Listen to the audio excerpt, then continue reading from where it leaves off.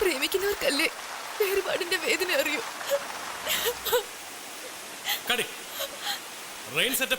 മണി ആ ടവലിംഗ് തരൂ. കുറച്ച് താമസിക്കും. തോർത്തിക്കോളൂ. ക്യാമറ ആ സൈഡിലേക്ക് കൊണ്ടുപോകാം. Okay sir. ആസ്ട്രേലിയാണ്. അപ്പൊ പകുതി പാട്ട് ഇവിടെയും പകുതി പാട്ട് അവിടെയും വെക്കേ. രണ്ട് രാജ്യം കാണാമല്ലോ. സാറ് കണ്ടു കട്ടി സാറേ. മൈദിലൂടെ ഷൂട്ടിംഗ് എവിടെ നടക്കുന്നത്? കേറിയ വണ്ടി അങ്ങോട്ട് പോകും. ചെറിയൊരു കോൾഡ്. ഷൂട്ടിംഗ് നാളെ വെക്കാം. പുറപ്പെട്ടോളൂ. ആ കയറിക്കോളൂ. റൈറ്റ്. സാർ അവിടെ പോയതാ? കോൾഡ് പിടിച്ച്. ചെറുതായിട്ടല്ലേ ഉള്ളൂ. നിനക്ക് കോൾഡ് പിടിച്ചാ മൂക്ക് ചീറ്റിക്കൊണ്ട് ജോലി നോക്കണം. ഇത് ഹീറോയുടെ കോൾഡ്. എല്ലാം സഹിച്ചേ പറ്റൂ. ആ നിങ്ങൾ വയ്ക്കോ. എക്സ്ക്യൂസ് മീ, നിങ്ങളോട് തനിയെ കുറച്ച് സംസാരിക്കണം. എന്നോട്? ആ, ഒരു മിനിറ്റ് മതി, വന്നേ. വിശ്വസിക്കാനാവാത്ത ഒരുപാട് കാര്യങ്ങൾ നടന്നു. ഇനി നീയും മൈഥിലി ഒരുമിച്ച് ജീവിക്കുന്നില്ലെങ്കിൽ തന്നെയും നിയമപ്രകാരം അതിനൊരു പരിഹാരം കണ്ടില്ലെങ്കിൽ അത് അവളുടെ ഭാവി ജീവിതത്തെ ബാധിക്കും. അതുകൊണ്ട് ശരി, ഞാനിപ്പോൾ എന്ത് വേണം? വിവാഹമോചനം അവൾ ആവശ്യപ്പെടുന്നു. നീ ഇതിലൊരു ഒപ്പിട്ട് തന്നാൽ മാത്രം മതി.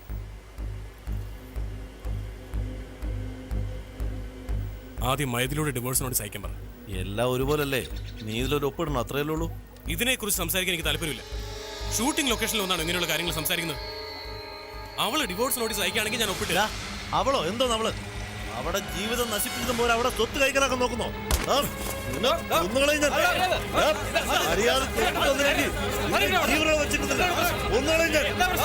അറിയത്തില്ല. ഷൂട്ടിംഗ് കഴിഞ്ഞ് വന്നേരാ കാണിച്ചാൽ തന്നെ അറിയില്ല.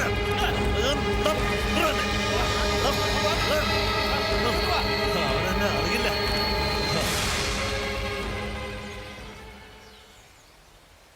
അഭിനയിക്കാനൊന്നും പറഞ്ഞു വരും. ഒരു ഡയലോഗ് കൊടുത്താലോ? സന്താനം മെഗാസ്റ്റാറിന് വേണ്ടി എന്തോ കഥ എഴുതിയെന്ന് കേട്ടല്ലോ. താനും പറഞ്ഞല്ലേ? സഹോദര ഒന്നങ്ങോട്ട് മാറി. അല്ല, കഥ ലീക്കാവേ.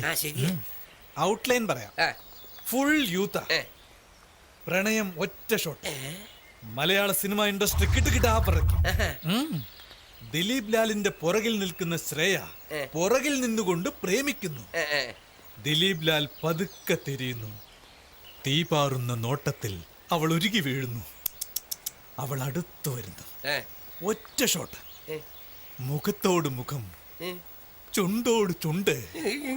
അത് മനസ്സിലാക്കിയിട്ട് ദിലീപ് ചുണ്ടിൽ കടിക്കുന്നു. ആ പെണ്ണാണെങ്കിൽ ഓക്കേ. ഇതിന് ശ്രേയ സമ്മതിക്കോ? സാറിന്റെ ചുണ്ട് സാറ് കടിക്കുന്നു, ഇതിന് ശ്രേയ എന്തിനു സമ്മതിക്കണം? ഇത് ആർട്ട് ഫിലിം പോലെ ഉണ്ടല്ലേ. ഒരു 5 വർഷം ഇതങ്ങോട്ട് ഡെവലപ്പ് ചെയ്യേ. അപ്പൊ ഡേറ്റ് തരാം. ഇനി പ്രസാദ് ലാബി കൊണ്ടുപോയാൽ മതി. മേലനങ്ങി വല്ലതും ചെയ്യടേ. പിച്ചക്കാരൻ നീ ഇങ്ങോട്ട് വാടാ. ഈ കഥ ലീക്കാവുമെന്ന്. സന്താനം വരുന്നുണ്ട്. എന്തായോ എന്തോ. എന്തായി സന്താനം? ദിലീപ് സാറ് വരുമോ ഇല്ലയോ? ഇത് അടുത്ത പ്രശ്നം. എന്താ? മുസ്തഫ ജൂനിയർ ആർട്ടിസ്റ്റ് അല്ലേ, അവനെങ്ങനെ എന്റെ കരണത്തടിക്കുമെന്ന് പറഞ്ഞ് സീൻ പേപ്പർ കീറിക്കളഞ്ഞു. അതുകൊണ്ട് അവനെ അടിക്കാൻ അമിതാഭ് ബച്ചൻ വരണോ? നമ്മൾ എത്ര കോംപ്രമൈസ് ചെയ്തു. പടം തീരാൻ പോവല്ലേ, എങ്ങനെയെങ്കിലും പടം തീർക്കാൻ സ്ഥലത്തെ. ശരി, നോക്കാം. No no no no no no. ഈ കൂൾ ഡ്രിങ്ക്സ്, കാർ, ബൈക്ക് ഇതുപോലുള്ള പരസ്യങ്ങളൊന്നും ഞാൻ ചെയ്യില്ല. ഇൻഫാക്ട് ഇപ്പൊ തന്നെ കുടിക്കാനുള്ള വെള്ളം, പ്യൂർ ഡ്രിങ്കിങ് വാട്ടർ, അങ്ങനെയുള്ള ഒരു ആഡ് ഞാനിപ്പോ ചെയ്തേ. വെള്ളവും രാഷ്ട്രീയവും ആണ് ഇപ്പൊ പ്രധാന വിഷയം. അത് നല്ലവണ്ണം മനസ്സിലാക്കിയതാണ് മെഗാസ്റ്റാർ. Very good. അപ്പൊ ഒരു മാറ്റവും ഇല്ല. ഇനി അതുപോലുള്ള പടത്തിലെല്ലാം ദിലീപ് സാർ അഭിനയിക്കും. അത് ഞാൻ എന്നെ തീരുമാനം എടുത്തു കഴിഞ്ഞു. 2010 മുതൽ നല്ല സമയമാണെന്ന് ജോത്സ്യര് പണിക്കര് പറഞ്ഞിട്ടുണ്ട്. You should have a vision. Vision? പ്രഭാസുമൻ. ഓക്കെ, ശരി, ഞാൻ ദിലീപ് സാറിനെ ഒന്ന് കണ്ടിട്ട് വരാം. ഓക്കെ. ഇൻഡസ്ട്രിയൽ ലിസ്റ്റ് എല്ലാം ഓക്കെയാ. നിങ്ങളൊരു പാർട്ടിയും കൂടെ ആരംഭിച്ച കോടിക്കണക്കിന് ഇങ്ങോട്ട് പോരും. സാറേ, എന്താ സന്താനോ? സാറ് റെഡിയാണെങ്കിൽ എല്ലാരും റെഡിയാ. സീനൊക്കെ തരൂ.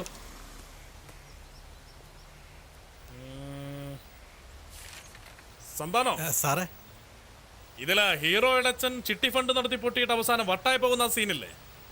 അതെ സാറേ. അതില് ഹീറോയിൻ തനിക്ക് ആരും ഇല്ലാന്ന് പറഞ്ഞ് കരയുമ്പോ കൂനുമ്മേ കുരു വന്ന പോലെ നായകൻ വന്ന് തന്നെ മറക്കണമെന്ന് പറയുന്നു.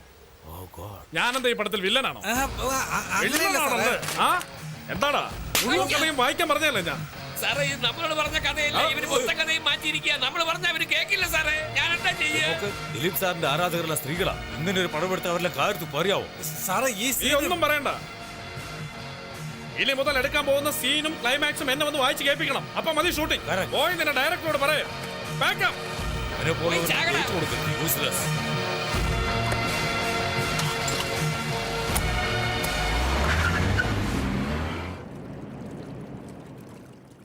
സിനിമയിൽ ഹീറോ ആണെങ്കിൽ പേരിന്റെ കൂടെ ലാലെന്ന് ചേർക്കണം. പാർട്ടി ആരംഭിക്കണമെങ്കിൽ ആളെ ചേർക്കണം. എന്തായാലും ഒരു കാര്യം വിജയിച്ചല്ലോ, അത് മതി. കറക്റ്റ്. നിങ്ങൾ രാഷ്ട്രീയത്തിലേക്ക് പോകണമെന്ന് തീരുമാനിച്ചുകൊണ്ട് ഒരു പെണ്ണിനെ കെട്ടുന്നത് കുടുംബവും കുഞ്ഞുങ്ങളും ഒന്നും ശരിയാകല്ല. ഇനി നിങ്ങൾ അഭിനയിക്കാൻ പോണ പടത്തിൽ നമ്മുടെ രാജ്യത്തെ രക്ഷിക്കുന്നത്, പട്ടാളത്തെ രക്ഷിക്കുന്നത്, അത് മാത്രമല്ല ഈ പാകിസ്ഥാൻ പ്രശ്നം നിങ്ങൾ തന്നെ സോൾവ് ചെയ്യണം. ആ, ആ അഭിനയശേഷി നിങ്ങൾക്ക് മാത്രമേ ഉള്ളൂ. ഇൻഫാക്ട് അടുത്ത പടത്തില് ചൈനയെ പറ്റിയുള്ള എല്ലാ പ്രശ്നവും പരിഹരിക്കുന്നുണ്ട് അല്ലേ? ആ ശരിയാ. ചൈനയിലേക്ക് സാർ നേരിട്ട് ചെന്ന് അവിടുത്തെ പ്രശ്നങ്ങൾ ഒഴിവാകുകയും ചെയ്യും. Come in. എടോ ഏ? താ മേലെ കയറി ഇരിക്ക്. ഞാൻ പോയി സംസാരിച്ചിട്ട് വരാം.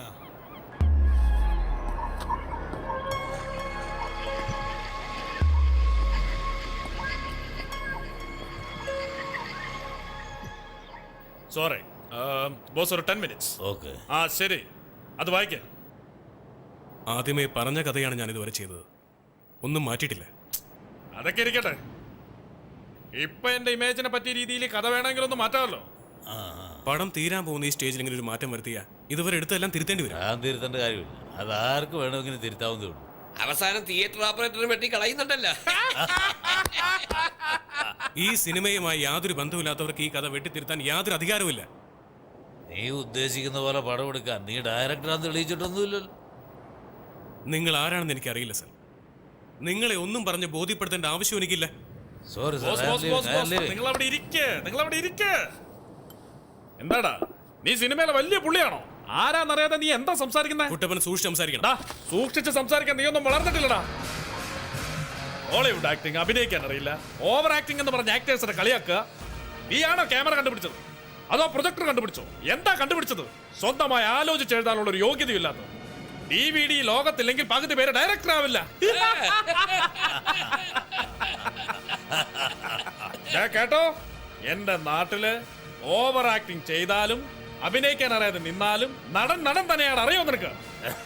സൂപ്പർ. നീ എപ്പോഴാണ് എന്നെ മനസ്സിലാക്കിയിട്ടുള്ളത്? നീ ഒന്നോർത്തോ, ഞാനില്ലാതെ നിനക്ക് ഈ പടം ചെയ്യാൻ പറ്റില്ല. ഞാനൊന്ന് മനസ്സ് വെച്ച നിന്റെ സാന്നിധ്യമില്ലാതെ ഈ പടം ഞാൻ എടുത്ത് തീർക്കും. ഈ സ്റ്റാർട്ടും കട്ടൊക്കെ എനിക്ക് പറയാനല്ലോ. ഇത് കേട്ടോ, നീ ഇന്നും ആരും അറിയാത്ത ഒരു അസിസ്റ്റന്റ് ഡയറക്ടർ തന്നെയാ. ഞാൻ എല്ലാവരും അറിയുന്നവൻ. പോടാ പുറത്ത് പോ.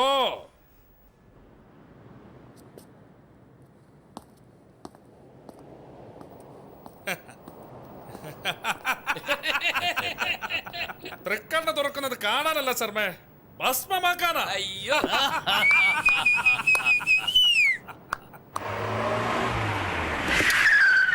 Sir, director sir, Dileep sir ചെന്നൈക്ക് പോയി. ചെന്നൈ പോയിന്നോ? എന്നോട് ക്ഷമിക്കണം സാർ. ശരത്ത് ഡയറക്ട് ചെയ്താൽ ഞാൻ അഭിനയിക്കില്ല. ഞാൻ പറയുന്ന ഡയറക്ടറെ വെച്ച് സ്ക്രിപ്റ്റ് പൂർത്തിയാക്കിയാലേ ഞാൻ അഭിനയിക്കുള്ളൂ എന്ന് പറഞ്ഞിട്ട് പോയി സാർ. ചെന്നൈയിലേക്കാ സാർ പോയത്. പ്രൊഡ്യൂസർക്ക് ദേഷ്യം വന്ന് എല്ലാം പാക്കപ്പ് ചെയ്തിട്ട് പോന്നോളാൻ പറഞ്ഞു സാർ. ഉള്ളതാണോ?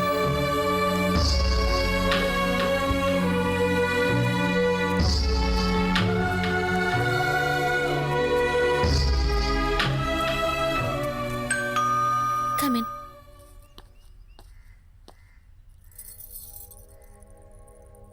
മുസ്തഫ, ഷൂട്ടിംഗ് നിർത്തിവെച്ചു മൈഥിലി. ശരത്ത് ഡയറക്റ്റ് ചെയ്ത അവൻ അഭിനയിക്കില്ലെന്ന് കുട്ടപ്പൻ തിരിച്ചുപോയി. അതെന്താ? അറിയില്ല, വേറെ ഡയറക്ടർ വെച്ച് പടം തീർക്കാൻ പോവാ. എല്ലാവരും അതാ പറയണ. ശരത്ത് അവിടെ? നാട്ടിലേക്ക് പോയി. നീ ഡൈവേഴ്സ് ചോദിച്ചെന്നും പറഞ്ഞ് നിന്റെ ചേട്ടൻ ഒപ്പിട്ട് തരാൻ പറഞ്ഞിരിക്കുക. മൈഥിലി ഒപ്പിടട്ടെ, എന്നിട്ട് ഞാനിടാന്നാ പറഞ്ഞത്. ഷൂട്ടിംഗ് സെറ്റിൽ വെച്ച് അവന്റെ കുത്തിരി പിടിച്ച് അടിക്കാൻ തുടങ്ങി. നാണം കെടുത്തി കളഞ്ഞു മൈഥിലി. ഇതൊക്കെ എന്താ എന്നോട് പറയാതിരുന്നത്? ഇതൊക്കെ ശരത്ത് പിന്നീട് എന്നോട് പറഞ്ഞത്.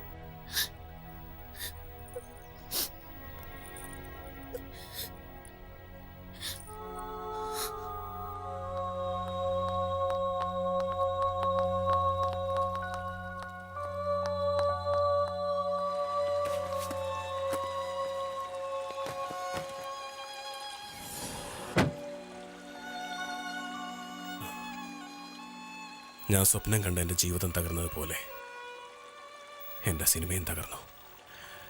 നിന്നെ ഞാൻ ഒരുപാട് സ്നേഹിച്ചു. എങ്ങനെ പറയണമെന്നറിയില്ല. എന്നോടൊരു വാക്ക് പറയാതെ നീ പോയി. ഡിവോഴ്സ് ആവശ്യപ്പെട്ട് നിന്റെ ചേട്ടൻ പേപ്പറിൽ ഒപ്പിടാൻ പറഞ്ഞപ്പോൾ ഞാൻ എൻ്റെ വിധിയെ പഴിച്ചുകൊണ്ട് ആ പേപ്പറിൽ ഒപ്പിട്ട് കൊടുത്താലൊന്ന് ആലോചിച്ചു പോയി ഒരു നിമിഷം. പക്ഷെ ഒപ്പിട്ടില്ല. നാട്ടിലേക്ക് വന്നിട്ട് ഞാൻ ഒപ്പിടാം. ഒപ്പിട്ട് കൊടുത്ത ഞാൻ ജീവനോടിരിക്കില്ല.